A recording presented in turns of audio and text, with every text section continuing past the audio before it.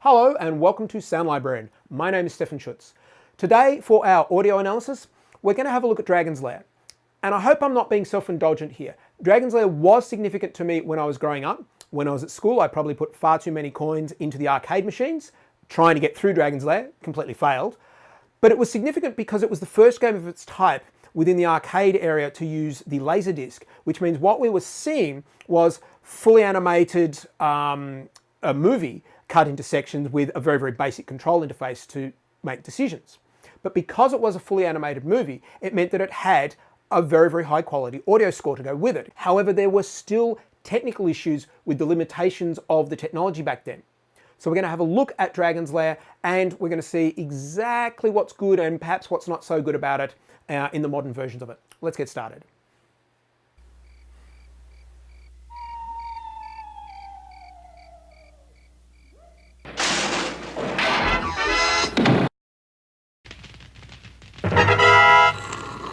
Uh-oh.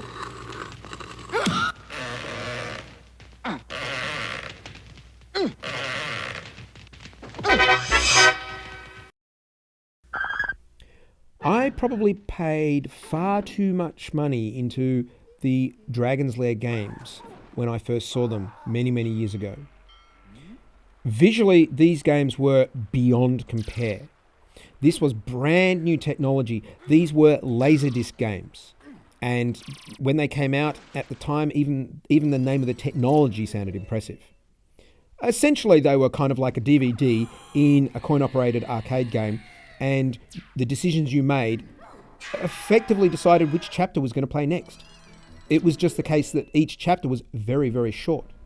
But the technology that allowed for the displaying of fully animated cartoons that you could interact with was astonishing. There were a series of other games within this particular genre that were very, very popular for a very short period of time. I suspect the production values on these games were really, really quite high because they have actually produced a full animated feature. Then they've simply cut it up into smaller chunks to allow it to be interactive in a game format. But what this means is that not only do you get fully animated graphics, but Dragon's Lair also has full voice acting and a fully orchestral score. This was absolutely unheard of at the time when it first came out, and this is why it created such a reaction.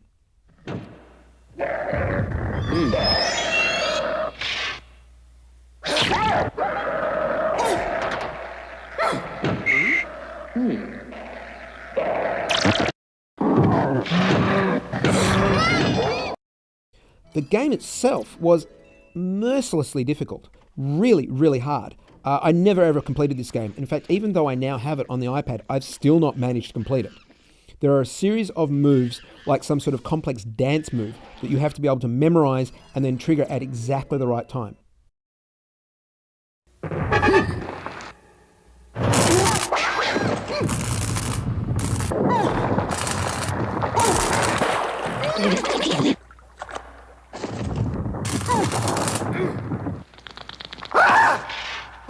It is actually really quite a frustrating game to play, but it's also a real joy to look at the animation, listen to the sound design and the vocals, and of course the musical score.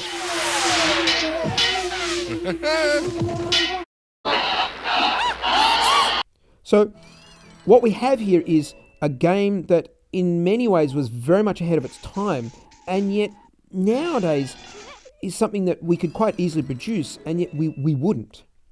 And so there's a bit of a weird contradiction there. One of the main things that the technology had an issue with back then, which I've noticed they haven't even rectified now, is that the different chapters, the different tiny jumps, were quite often very jarring. There was no ability for the various jumps to be seamless. You seldom could go directly from one transition to another with no gap at all. There was always a bit of a gap as the media was searching and loading the next little scene. So you would get these skips and sometimes a slight pause between them, but they never actually produced each small chunk to be tidy in itself. So there was never a neat little fade in and fade out, because obviously they were looking at it as though it was supposed to be watched continuously like one long linear feature. The problem was it wasn't one long linear feature, it had all the cuts involved.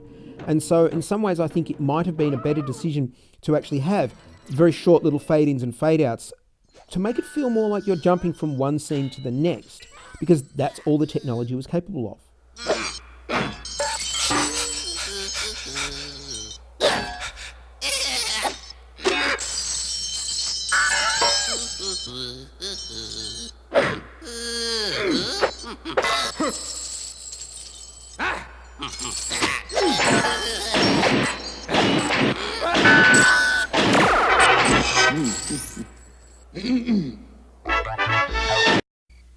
Now, on the iPad version that I have now, it does actually flow a lot better because it's obviously able to access the information a lot faster.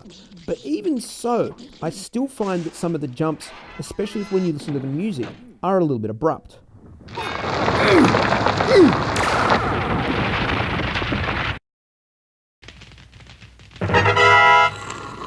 Uh-oh.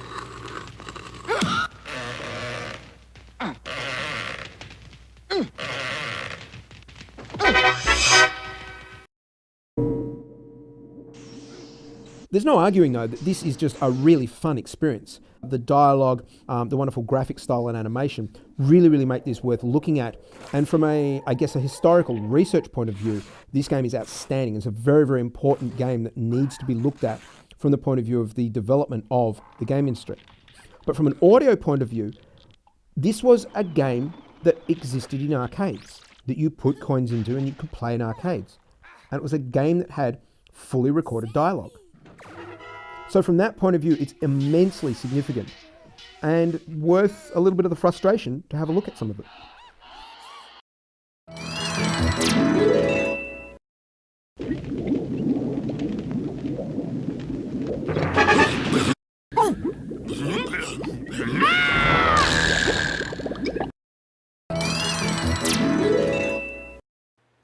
So among everything else, I think Dragon's Lair is actually just kind of a lot of fun. It really is, it's almost like a choose-your-own-adventure book. It's a choose-your-own animated movie type thing whilst you're actually playing it. But you can see that there are certainly some rough edges, especially from the audio point of view, that even with the modern version, I don't think they've really addressed those that well. However, it's still pretty spectacular having a fully animated game that you are playing and, of course, the accompanying music that goes with it. So I think it is relevant to look at from the point of view of where it began in the history of games and it's where it fits now in the contemporary field. I hope this has been interesting for you and keep an eye out for more videos in the future. Thanks for watching.